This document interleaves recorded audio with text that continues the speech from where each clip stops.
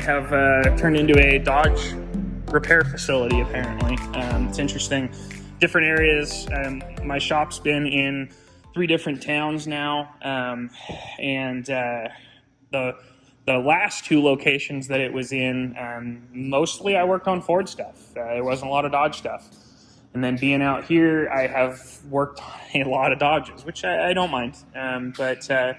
So this one, it is 2008, 2009. I don't know what year it is.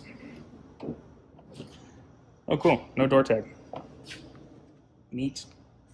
No idea. It's probably 2008. That'd be my guess. So anyways, 2008, 2009, whatever. It came in, which I don't even think it has very many miles on it. I think it's got like 150, just shy of 150. But it came in because it needed injectors. It had a hung open injector. So it was fuel knocking real hard and blowing all kinds of smoke and, all that stuff.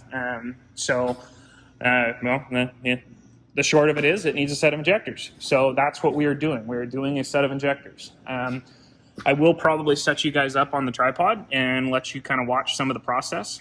As you can see, I'm thinking it's fairly common for the exhaust manifold gaskets to leak on these things towards the back.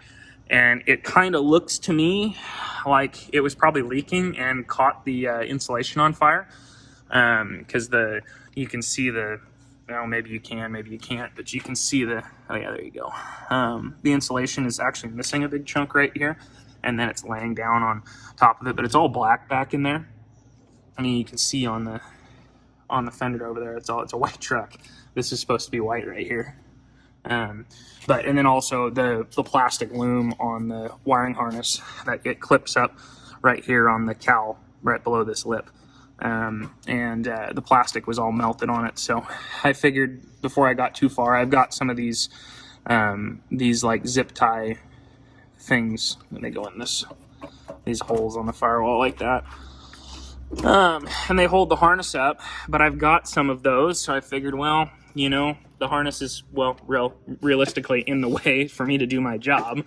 So I figured I'd tape that up and kind of get it fixed up a little bit so it was out of the way. But anyways, so we're going to get after this. We got to get it. I'm hoping to have it at least most of the way, if not all the way done today. If anything, we'll have just a couple little things to finish up tomorrow. But yeah, so we're gonna get after it.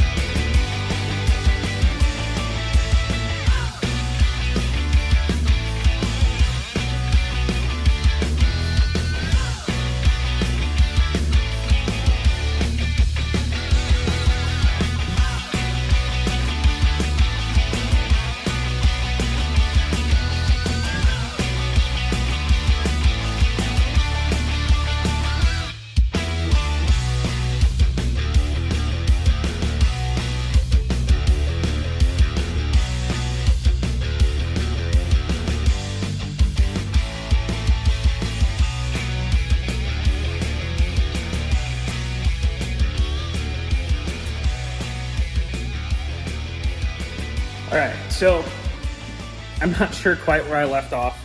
I know we had some time lapse going, but I'm not sure where in the process I left off. So I'll give you guys kind of a quick rundown of everything. So basically, this is more time consuming than it is anything else. There is a bunch of forums, like I know Dynamite has an online instruction manual to do these. And I know on their website, I don't think that they have 6.7 injector replacement, instructions, but they have 5.9, which is essentially the same. So basically where you're going to start, I'll show you on this cylinder because it's up. So where you're going to start is you're going to remove the exhaust rocker arm. So the exhaust rocker arm needs to be removed. You can see that 8mm headed bolt down there. It's on the other side of the injector hold down. So that's why that rocker arm has to be removed, is because there's that bolt down there you can't get to with the rocker arm on. So you remove that. It's 10mm bolt, not a big deal. So you get that off there, and then your next step is you're going to pull the connector tube nut off. So that holds the connector tube into the cylinder head. So you pull that out, and you get your two 10mm bolts. Just pull that out. Not a big deal. I've got a little adjustable heel bar. Take your adjustable heel bar and you kind of hook it underneath the body of the injector, and you just kind of give it a little light pressure and it'll pop right out. The connector tubes, typically what I do is I'll take a flat blade screwdriver and just kind of stick it in the threads at an angle back here, and then just kind of smack the end of the screwdriver and it'll just pop right out typically. So then you got it all disassembled, everything's out. When you go to put it back together, there is, I'll show you over here on this injector. So you've got an O-ring here. So you want to lube. Also, when you pull the injector out, you want to make sure that your copper's on the end of it. It's always a good idea to kind of look down in the injector bore in the head and verify that all your parts have come out with the injector. But you want to verify that your copper's on the end. You do not want to double stack the coppers in there. These don't typically have an issue with the coppers coming off when you pull the injector out, but just verify. So obviously this is your injector, this is your connector tube. So the connector tube has this little dowel on it, and that dowel goes up. So if you feel yourself fighting this going in, just rotate it, because that'll go right in there. Put a little lube on your O-ring here, little oil, whatever, just something to help it slide in so it doesn't nick the O-ring, and it makes it easier to put it in as well. So you can see that hole in the side of the injector. These injectors only go in one way. This hole needs to point towards the driver's side of the vehicle when you put it in. And obviously, like I say, the connector tube goes through the head and it hooks up there. So this is, we're going to get to this in a second here, but this is one of the reasons why torquing the connector tube nut is a big deal, because that's just a compression fitting. So there's nothing really attaching that other than just the physical force of the connector tube being put in there. So you want that to be good and tight in there, so that way this area right here does not leak, around the bottom of the injector. So once you get this is the hold down here, and that just comes off. There's a little slot in it right there, and that goes on this little dowel on the other side. You can kind of see the dowel there. So that'll only go on there one way. So you just swap that over to the new injector. Put that back on there so it doesn't roll off the toolbox. But so once you do that, put a little bit of oil on the O-ring of the body of the injector, and then set it in there. It'll take just a hair of pressure. You just push down on it and it'll just pop right in there. Take your two 8mm bolts and thread them in there evenly by hand. You just get them finger tight. So you want that hold down to be even side to side. So you, like I say, you thread them in there evenly, so that way it goes down straight. Once you do that, stick your connector tube in. So you stick your connector tube in, and like I say, just push it in by hand, and you'll kind of feel it go, pop in there past the O-ring. And then put your nut on finger tight, and then torque this nut to 37 foot-pounds. So this is the first thing you're going to tighten, is this nut right here. So 37 foot-pounds on that nut. And then once you torque that, then you can move over to the bolts on the injector. So these need to be torqued to 8 foot-pounds. It's actually, I think it's 89 inch-pounds, which it comes out just shy of 8 foot-pounds, but 8 foot-pounds is okay. You don't want to go over that because these bolts aren't very, big, so they'll break. So like I say, you want to do it evenly. You want to do an even torque side to side. You want to make sure that this hold down here is is even. You know, you don't want it to be you know, like that, you know, basically. I don't know if you can really depict what I'm saying, but you want it to be nice and even. So you torque those to 8 foot-pounds. What I will tell you is if you're using a foot-pound torque wrench, a 3/8 drive foot-pound torque wrench, so mine goes down to 8 foot-pounds. So it's on the low end of its torque scale. And so when you torque these, the click isn't very distinct. So you have to be kind of careful when you're torquing them to make sure that you feel the click. You got to do it really lightly. So once you get that done, the other thing that you want to make sure you do is you can see how this, you can hear it. So this rocker arm or this cam lobe it's on the bottom of the lobe. So the valves are completely closed right now, and that's where you want to remove and replace this rocker arm at. And the reason why you do that is because if you see this one right here, so the valves are all pushed down. When they're pushed down like this, you're going to have an uneven torque when you go to torque this 10 millimeter bolt. So you want them to be up like that, so that way your torque values are proper. This gets torqued to 27 foot-pounds, and then once you're done, and you can do this as you go too if you want to, but readjust the valves. You're in here, you need to do it when you have the exhaust rocker arms off anyways, so readjust the valves. Factory spec on the valves is 26 thousandths on the exhaust and 10 thousandths on the intake. It's pretty self-explanatory. There's tons of forums on how to do that. So again, first one you're going to torque is the connector tube nut. It's 37 foot-pounds. Second ones you're going to torque are the injector hold down bolts. It's 8 foot-pounds. And then the rocker arm bolts are 27 foot-pounds. So that's pretty all self-explanatory there. What I had to do to get it to this point is basically, again, you have to undo all your injector lines. If you have a 24 millimeter or equivalent sized socket for a 3/8 drive, that'll directly go onto a 3/8 drive, not a 1/2 inch drive or anything like that, you might have enough room in between the rail, the fuel rail, and the head to torque those connector tube nuts. But I'm using a 24 millimeter shallow 1/2 inch drive with an adapter to 3/8. So there's not enough room in between the rail and the head to get your torque wrench and everything in there to torque those.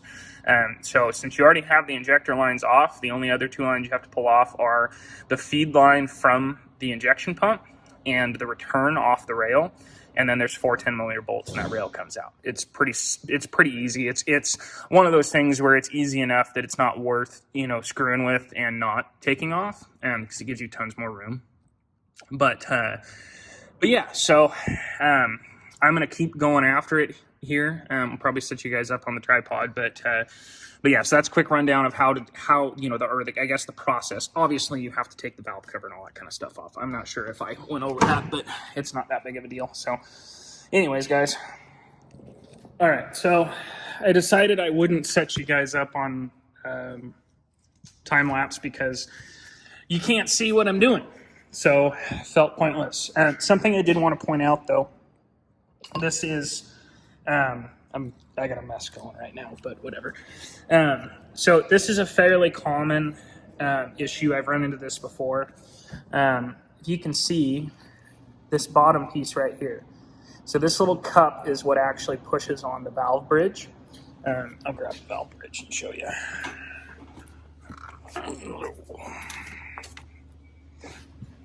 So in the truck, it's going to go like that. So your valves sit at the end of those, basically. So, and that's what pushes up and down on it. So this piece, I'll show you because it's easy. It has a ball on the end of it, and then it's just a little slippery thing, but little cup. And the cup, see if I get a hold of it. It's all oily. The cup goes on there like that. So there's this little black piece right here that's supposed to be attached to this cup. And I'm not sure exactly why, but this little plastic piece gets pushed off of the cup. And essentially this cup All that plastic piece there is there for is to just keep this cup on there while you're assembling. There's literally no other use or design for that piece other than just physically keeping the cup on there. So what happens from time to time is that plastic thing walks off of the cup, and then when you go to pull the rocker arm off, that cup will fall off. So it's always a good idea to put your fingers on this cup when you're pulling the rocker arm. So that way, if it is like this one here where that cup can fall off, this cup doesn't fall down, say, one of the oil return holes in the head, or, somewhere where you can't find it, because you can't put the rocker arm back on without the cup. So the proper way to go about that is obviously replace the rocker arms. Well, in situations like this, all of the rocker arms, let me hold you at an angle you can actually see me, that's not crooked. All of the rocker arms are that way. And buying the rocker arms, you are anywhere from about $80 a piece to, say, $120 a piece for rocker arms. That's each. There's 2 rocker arms per cylinder, which means there's 12 rocker arms total.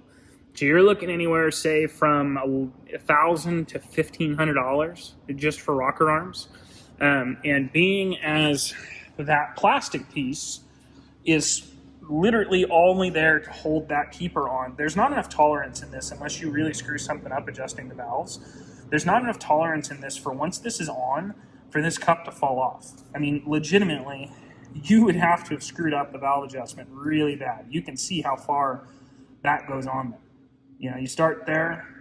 I mean, it goes on there a good, I'd say 1/16 of an inch, maybe 1/8 of an inch.